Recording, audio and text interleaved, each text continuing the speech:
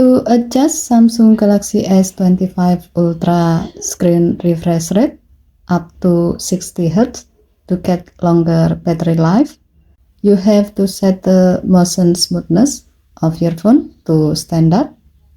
To do so, swipe down from the top right corner of the screen to open up the quick settings panel, and then tap setting icon. Scroll down the screen to find display. Tap display. Next, tap motion smoothness, and then select standard.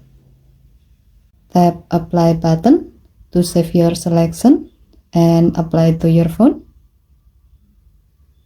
When you set the motion smoothness to standard, your phone will automatically adjust your screen refresh rate up to 60 Hz so you can get longer battery life. Okay, thank you for watching. Please help to like and subscribe. Have a nice day.